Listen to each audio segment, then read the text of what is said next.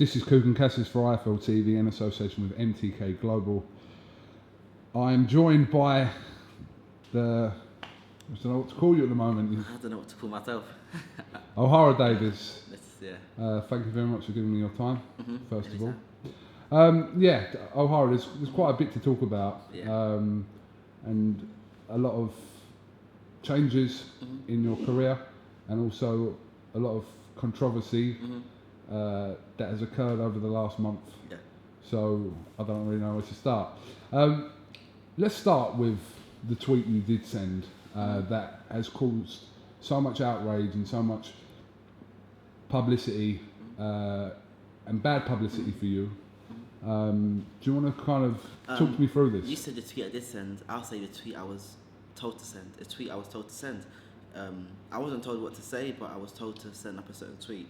Those in charge of me at the time said to me, I was at home after sparring. Me and Ted had a great spar Friday. I was at home having food. I get a look at my phone. I get a text from those in charge. Tommy Cole sent up a certain tweet, so we're gonna make this fight happen. So send up a tweet back, and let's see if we can make this fight happen. So I sent a tweet back. In the tweet that I sent back, I mentioned the sun. But I'm thinking, what I've listened to, or what a few people have been saying, and I'm thinking, if they've had such an issue with how I've handled my social media over the months, then why wouldn't you tell me what to send? Why would you just say, send a tweet? Because they know what I'm like. They know if you told me to start some, can I swear? You can. If you told me to start some shit, I'm gonna start some shit. And everyone knows what I'm like. When you told me to start some shit, I've got no filter. I'm gonna go all the way to the top. Okay, so you told me to send a tweet. You know that I'm gonna say some obscene shit. So when I was told to send a tweet, I'm like, cool. Tommy Cole doesn't like the sun. I know he doesn't like the sun. So I mentioned the sun. It's not a tweet that I sent on my own behalf because I'm a troublemaker and I want to start some beef. No, those in charge wanted me to help sell a fight. Those in charge wanted me to help sell a fight. So you know what I said? I'm gonna do them a favor. I'm gonna help them to sell a fight. And bang, the whole country's against me, and those in charge are against me. Let's talk about the actual context of the tweet. And I'm a bit oblivious to how much information you knew about what you were tweeting. We know that, when I say we, I'm going to say that the situation regarding Hillsborough and the Sun and the people of Liverpool is a very, very sensitive issue. Sorry to cut you there, but as you're talking, I know what you're going to say, so I find it hard to keep it all Go on, you talk. It's about you. Go on. It wasn't about Hillsborough.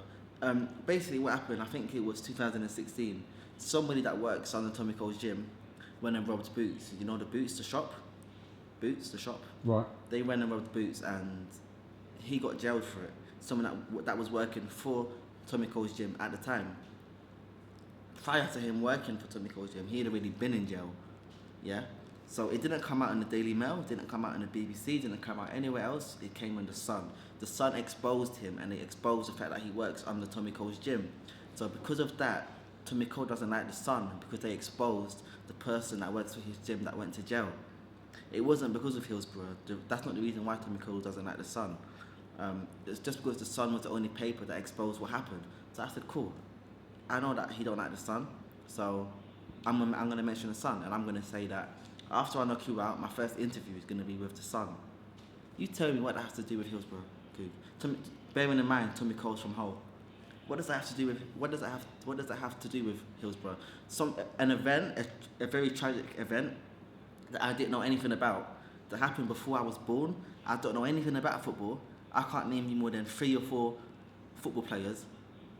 What does it have to do with it? Do you know what it's like? It's like you going into a city and, someone said, and I don't know, let's say you're from England and you go into a town where hello means you're an idiot.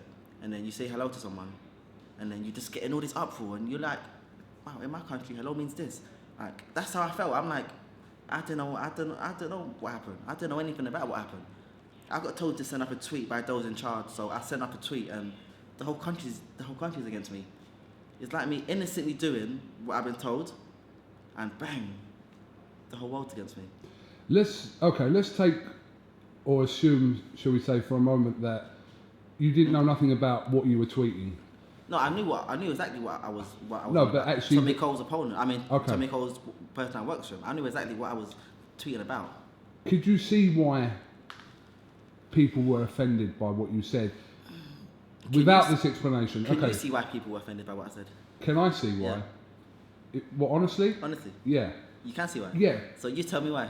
No, but I can listen, because my immediate thought when I saw that tweet is, what on earth are you doing? Because I probably thought the same as a lot of people think, that you were kind of having a dig. Even though Tommy Cole, yeah, granted it isn't from Liverpool, he's from Hull. I think my immediate reaction to it, and it's just before I actually spoke to you on the phone. I spoke to you, I think, a day after I think I spoke to you on the phone. My immediate reaction is probably a lot of people's reactions to it. What on earth is O'Hara doing here tweeting But what about part of my tweet made it seem like it was about Hillsborough, and a very tragic event, as I said, that I knew nothing about? What about the tweet made people think it was about that event? After this day, I still don't know. Yeah, okay. The direct reference to the sun. Sometimes, yeah, okay. No, sometimes I sit down and I think about it. I'm like, cool, someone that works for Jim, the Sun exposed him, that he's been employing former criminals to work with kids. The Sun exposed him. I mentioned the Sun. What about that have to do with Hillsborough? Even up to now, I'm still confused sometimes. I sit down and I'm like, damn, these people really hate me. They really want me to fail.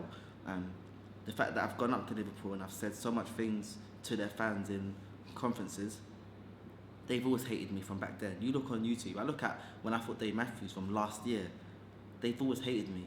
And I feel like people just use the situation to twist my words and use that as a reason to hate me even more. Part of the reason, I'm just talking about myself and in response to your previous question, part of the reason I thought what I thought at the time is because of the relationship that, or the fiery relationship that you've managed to establish with the boxing Liverpool fans. So that's already in my brain about how you're perceived in Liverpool by the boxing fans. I don't understand it. If Tommy Cole's from Hull, and I'm thinking that Tommy Cole, why would that include Liverpool or the people from Liverpool? Okay, I'll see your point there. But okay. Didn't this go through anyone's mind? Didn't anyone think, cool, he's talking about someone from Hull. I'm talking to someone from Hull. Why would that include these other people? Well, there were people that actually did point that out. I mean, I've seen tweets where people have pointed out. But it's obvious that this is something I feel that is a conspiracy against me, and people wanted to hate me, and they couldn't find a reason to hate me, so they just used anything. If people did find offence to that, are you apologising if people? I put up an apology that said to the people that found offence. The people that found offence. So I feel like many people found offence based on what they had heard from other people, not on what they had seen me actually tweet, or they didn't really think about the situation too much. And many people went around. They had Tony Bellew, Davis Jr. sending tweets saying that I've disrespected the families of the people that died in Hillsborough. So other people would have taken offence based on what they had seen. So when I put out my public apology, I was apologising to the people that took offence based on what they had heard and not on what they had actually seen and thought about. So to those people that took offence, yes, I was deeply sorry. And through Tony Bellew and stuff, sending up the tweets, it had brought back into the minds of the people who friends and family died in the incident. It probably brought that whole situation back into their minds, and they wanted to forget about that whole situation. But people exploited what I said so much that it brought the thoughts of that tragic event back into their minds, and that was totally wrong. That's the most hurtful. That's the part that hurts me. Like, how can you bring the dead into this? How can you bring the dead into this? You can't do things like that. You can't bring the dead into an argument over boxing, over an argument. And you hate me so much that you're gonna make other people think that I've disrespected their family members that have died. That's deep hate. That is deep hate, and I wouldn't wish that upon my worst enemy. But you know what? That's all these people wished against me, and that's what they wished against me. And now that I'm thinking about it, it makes me sad. the way that my name's been tarnished by everyone. I will say as well, some of the stuff that I've seen that have been messaged to you via DM or however has been absolutely disgusting. That's nothing new, Koo. Yeah. That's nothing new. I know, we've spoken about this before as well. I get that stuff in my DMs all the time, but, you know, I get stuff in my DMs. But I feel like the people whose friends and family died, they didn't DM me. They were too hurt. They were too hurt thinking about the tragic event that happened to spend time on social media slating me. The people that slated me are just normal boxing fans that have always hated me from the past, people that have been DMing me from all the way back then. The friends and family of the people that died, they didn't have time to be like DMing me. They're probably at home sat there torn apart thinking about what happened. So, you know, with all the DMs I get, I'm used to that. I get that anyway, because a lot of the boxing public don't like me. I want to talk about the changes that you have made in your career now, moving forward. We know that you've split with your trainer, Tony SIMS, and also Charlie Sims as well. Do you want to know why I split? Pardon? Do you want to know why I split, or do you want to just skip that part? Don't forget, we all had a meeting. Me, Charlie, Tony, and I want to lay out clear what happened, because I felt like I've been thrown under the bus a bit, and I understand why I've been thrown under the bus a bit. After what I said, Tony and Charlie, they got friends up in Liverpool, so they get phone calls from friends. Oh, I said this, blah blah blah. So they had to do what they done, put out a statement and stuff to protect themselves and their brand, and unfortunately, that meant making me seem like I'm a lot worse than I actually am. So now I've got to protect myself and my brand and my safety by just being honest and telling the truth. So anyway, I forgot what I was saying. So we all had our meeting. And we going back and forth. And I was just like, I don't agree with the statement I got written up. And obviously they said we have to protect ourselves. You know, we had to protect ourselves. And even up till now, I think as a manager, when something goes wrong, the only instruction I was given was don't go on social media. Don't go on social media. Wait until the whole thing blows over. I was like, mate, I'm innocent. Why am I waiting until it blows? Why am I waiting until it blows over? I'm innocent. I haven't said anything wrong. I haven't done anything wrong. Why do I have to wait until it blows over? So I'm staying on my social media trying to prove my innocence. I got told stay off social media. The statement that I read the next day, the statement that I read and I put online, I thought of off the top of my own head. I wrote down myself. That's what a manager's meant to be doing. A manager's meant to put out a statement online to at least make the people understand how I didn't mean this or how I didn't mean that. To me, calls from Hull. Explain the situation a little bit. That's what a manager's there for. But no, what did my manager do?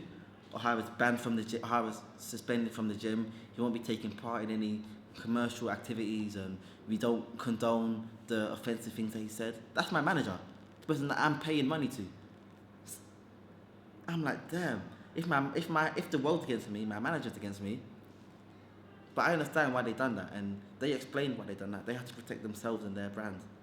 They believed I was innocent. They believed I didn't know anything about the situation. But then again, they had to protect themselves. So I've got to protect myself. I've got to protect myself and my brand, and that's why I decided to walk away from the whole situation. I can't go back into that gym the next day feeling like, yeah, we're all happy families again, you know. Oh, you got any sponsors? Charlie, yeah, what's going on? How's your day been? We talk as friends. You know, he's my manager. Me and Tony, Charlie, we talk as friends. Tony's been nothing but an honest, good man to me all these years that I've been there. Tony's never said you're gonna get this amount and I've gotten less. No, Tony's an honest man. Tries to bring me out to church every week. Tries to make me a good man. Even one time I thought, people don't know, Tony takes a cut out of my fight purse, the percentage that he takes. When I was early on in my boxing career, one time I thought Tony didn't even take his cut. He was like, cool, I know you're not earning that much now, and I know where you come from, so I'm not going to take my cut. But just don't forget, once you get up there, I've got to start taking my cut. And I respected him for that. So he's been nothing but a good man. But in this situation here, I feel like I was wronged. And I know I was wronged. But yeah, to be fair, you put that tweet out about, you know, you've had a relationship with Tony Sims, and you know, you thanked him. If it was anyone else, I would have. If I was the manager, you know what? Even after that statement came out, all my famous friends, all my celebrity friends, agents, other managers, phoning me. Why is your manager putting that out for? Charlie's friends, Tony's friends, their own friends, close mates, their own close mates, people that they won't even think of, their closest mates to them, phoning me. That was wrong. Like, why did people asking me? Why did he put that out for? Like, you're paying him, right? Like, why did he put that out for? Like, isn't it his job to make you feel better? I understand. They got to protect themselves. If that means I have to get thrown under the bus, then I have to get thrown under the bus, even though I didn't do anything wrong, because the whole world acted like I had done something wrong, because I was now the enemy of the world. If they associate themselves with me, that makes them an enemy of the world. You know what I'm saying? And they had to think about themselves, so they had to cut that association for a certain period. So when the time came that I was able to go back, I was like, how can I go back there and feel at peace? How can I look at you in your eyes again and smile and act like it's all good? How can I come to church and stand right near you and clap hands and sing the song together? How can you phone me and just ask how my day's been going and me believing that you actually care? Yes, even though you meet these people and it's just business, it's more than business. When you spend 3 years under someone's wing, teaching you not only about boxing, about life, you form a bond.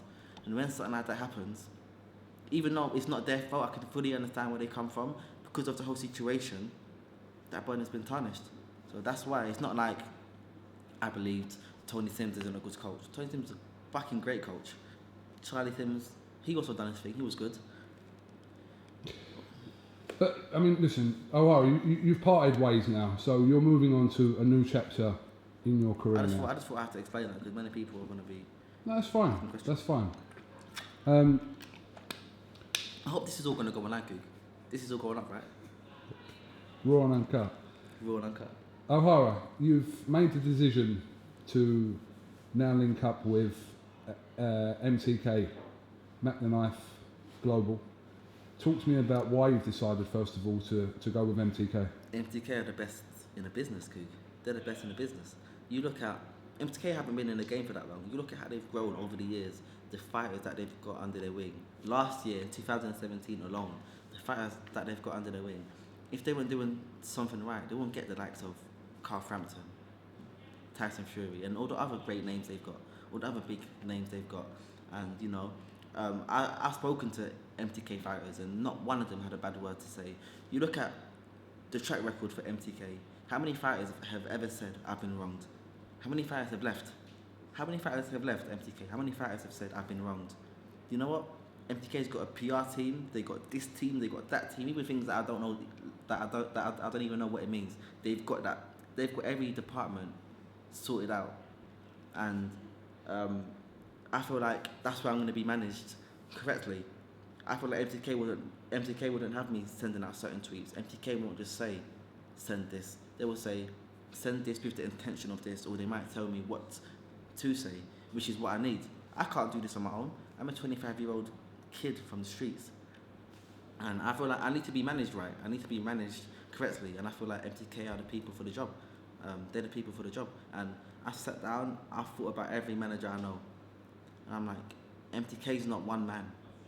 MTK's a group, a team. And I want to be a part of that team. Was part of the obviously decision to join with MTK that, you know, aside from the actual boxing side of things, that they can guide, like I said, because it seems to be, or maybe not to you, that kind of personality side of it, the media profile, shall we say, maybe needs a little bit of work. Do you agree with that? It does need a bit of work. Yeah. It does need a bit of work.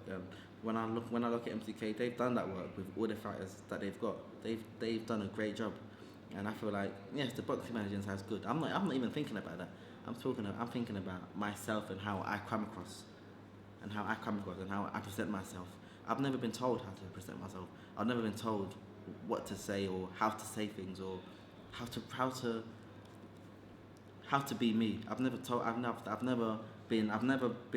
I've never been shown how to be me in a positive way. I feel like people just say, you know, talk some shit, help sell this fight, regardless of how it makes me look. I feel like I haven't been taken care of. I feel like MTK are gonna care about me. They're gonna care about me, and I'm gonna get guided. I'm gonna be guided in the right way. Eddie Hearn has suggested that he feels you should come off social media. Do you think that's necessary? People only know who I am because of social media. I had 17 fights as an amateur. Didn't fight in the Olympics, didn't fight in the ABAs. People only know who I am because of social media. I got the Dave Matthews fight because of social media. I had never met him. The Taylor fight got made through social media. I had never met Taylor prior to that fight. You know, I meet people on social media.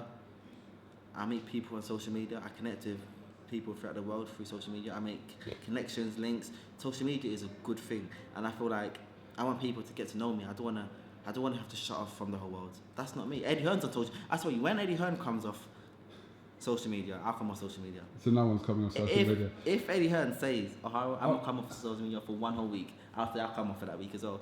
Oh, all right, okay. So you've said some of the positives about being on social media, where fights are being made, and not only with you, with other fighters as well.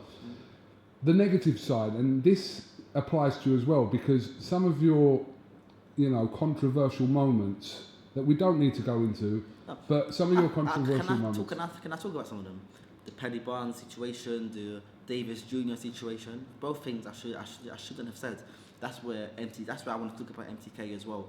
My management at that time, no one pulled me up on those tweets that I said. Not one person. Yes, I sent tweets that now I look back at, and I'm like, damn, I shouldn't have said that. But you know what? My management didn't mind.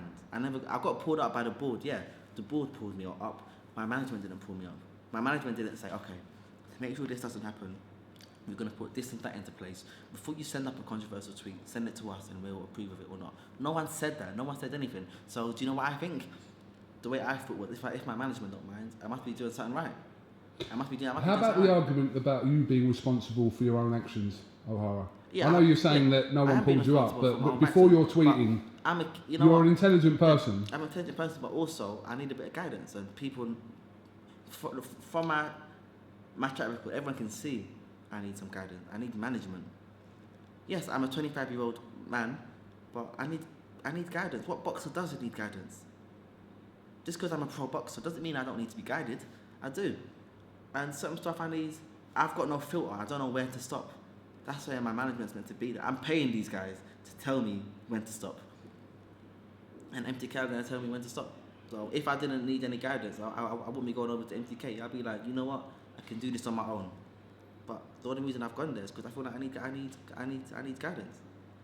Yes, so I am responsible for it, but they're responsible for certain things as well. They're also responsible. That's their job. That's what I'm paying you for. So you're responsible for that. I'm paying you to make sure that I don't fuck up. And you know what? I fucked up. We've spoke to Eddie a couple of times over the last couple of weeks, and it's still kind of unclear where the situation lies between you and Matchroom, and Eddie and Sky Sport. So, to your understanding, where does that situation lie at the moment? Being honest, I don't know. I don't know. This is me being truthful. This is me being totally truthful. This interview, this is being totally truthful. I sent Eddie a text and Eddie aired me. Eddie airs everyone. So. Eddie aired me. So I sent him a text. Obviously, when I made a decision to leave Tony and Charlie, I sent Charlie a text saying that I'm going to go my own way, and he sent me a text back saying, we understand, blah blah. I wish you all the best in the future. So I sent Eddie a text. I'm not sure how this is going to affect you because I know that you and Sims are tight, but I've chosen to leave them, and it's not. I wouldn't say that I left them. I'd rather say I've chosen to part ways. That's more what happened. I chose to part ways, and I don't know how this is going to affect us. And you know what? Eddie aired me. So as far as I've been concerned, Eddie's like, fuck you. But then when I saw the interview today, and he was like, oh, would you work for OHARA? Yes. I was like, okay, cool. But you aired my text, Eddie. And you know what? I ain't going to text him again. Eddie's going to text me. Have you spoken to other promoters? I haven't. That's what management are there for. That's what MTK have been doing. I like it because I feel like my life's been so much easier. Even though it's only new, my life it's been easy. I can just go throughout my day and get on what I've got to get on with, and everything's taken care of, and so they've been doing their thing. And when they come back with something, they'll let me know, and then the ultimate choice is, you know, down to me.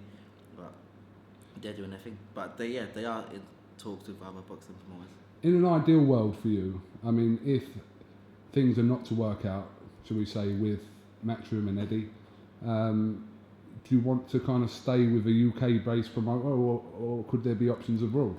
I've got options abroad. I don't know what I want to do right now, kid. I really don't know what I want to do right now. Boxing's my dream. Boxing's what I love. Whether it's here or whether it's in the States, I don't know. Sometimes I think about going over to UK fans don't love me. No, it's not like they don't love me. They don't like me. So maybe a new start. Maybe I'll be liked. I'll be loved out there. So I don't know what I'm going to do yet. Hopefully within the next few days I'll make up my mind or get a few more offers and know what's what. Can you see why someone who doesn't know you but just sees you on Twitter and social media interviews, can you see why someone wouldn't like you or not? Yeah. That's honest. Okay. I can. I talk shit. But then again, people like me make the sport exciting. People like me make the sport exciting. That's why, like I said, I have 17 amateur fights and I'm fighting on big shows. I'm fighting on big shows. Why? Because I make it exciting. So regardless of how much they hate me, you have to bear in mind that you want to watch me. I make it exciting. That's not me saying it in a boastful way. That's me just being honest. I'm not a heavyweight. Heavyweights are exciting just because they're big. I'm a lightweight, super lightweight. I'm only excited because I talk some shit and I fight good. So is it for you to kind of find that line where you don't cross it into some of the territories you may have in the past, but keep it to kind of that boxing trash talk, opponent trash talk? It's up to me, but that's something I have to learn. And I feel like that's what management are there for. They're managing me. Yes, I'm an adult. I'm 25 years old, but in some ways I'm not an adult. And I feel like that's what my management are there to show me, to advise me on what to do. And that's what my former management, people I was under, failed to do. Otherwise, I won't be in the situation that I'm in now. And, you know, MTK are going to do a great job of that. I've got full faith that they'll do a great job of that. So, yeah, I feel like I've just got to sit down with MTKs, talk to whoever they put in front of me and learn. But it's not something that I'm just going to sit down with myself and I'm going to know. I don't know. I literally don't know. But I think a lot of people think of fighters with that we're God or we're Superman or we know everything. Most of us are confused as hell. Like, I'm confused as hell at times and about certain things. Yes, I know how to fight. Doesn't mean that I'm God and I've got the answers to everything in life. No, most people that are great in one field have a massive imbalance in other fields. You know, they say there's never a genius with a bit of madness. Not saying that I'm a genius, but I'm saying there's no one that's going to be so focused and so dedicated to one task that's going to have it all up there in every other aspect. No, you're up there with one thing. There's bound to be a few imbalances. But if that thing makes you decent money, you can pay for management that are going to help you with other stuff. Yeah, I need some help. Well, listen, I think you've been honest today, and I appreciate your time, and you kind of... and it's difficult because I do know you, and like I said, I see you on social media, and I put my head in my hand sometimes. I'm not talking about the occasion, just only that, just gone.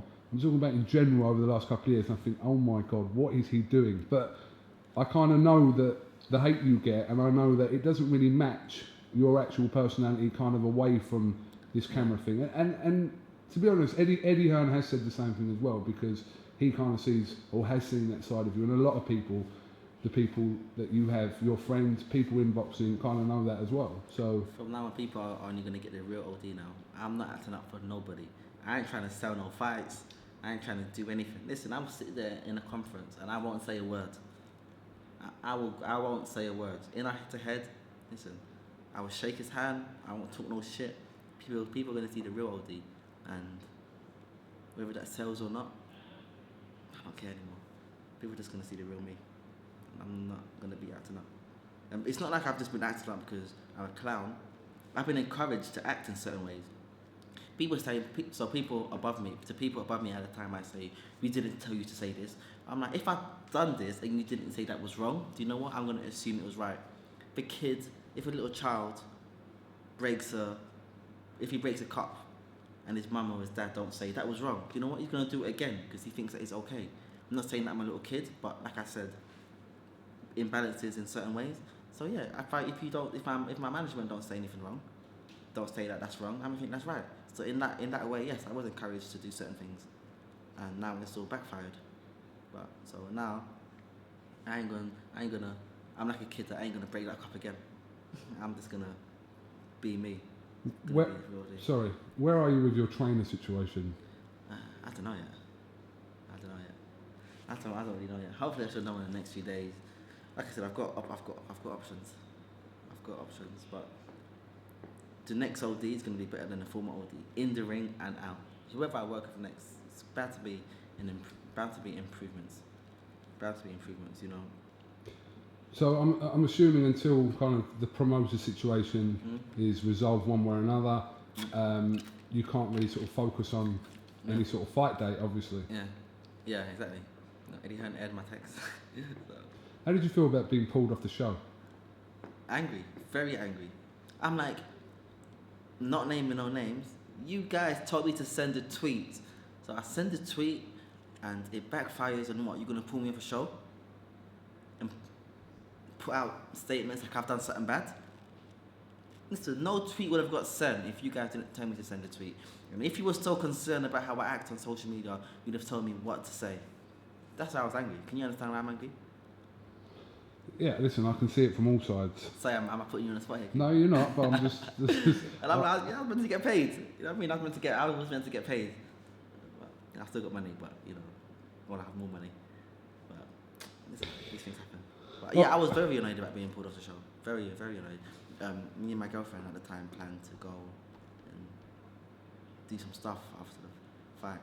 And like, now that I'm not fighting on that show, we've had to delay everything until whenever our fight's done, because I'm not going to be doing stuff until my fight's done when I got free time. I said everything's on hold now until the fight's done, or until I get a fight day, until I get a new team, until I sort out this issue, get a new promoter, get a fight date, and then fight. Okay, well listen, O'Hara, thank you very much. Have you got anything else you would like to add to this? I think you've asked me everything. And I just want to point out that obviously with anything O'Hara's saying, if anyone else listening to this wants to respond, and that goes for anyone, wants to respond, they're very welcome to. If this was before, and you know, I had certain people above me, and I probably, when you just said what you just said, I would have said some crazy shit. But now it's just me. Now you've seen the real OD, just humble. I'm gonna go home, get some sleep, and enjoy training tomorrow. This is the new OD. Hope you guys love me. KUGAN, CASSIUS, O'HARA Davies, IFL TV, MTK Global, thank you very much.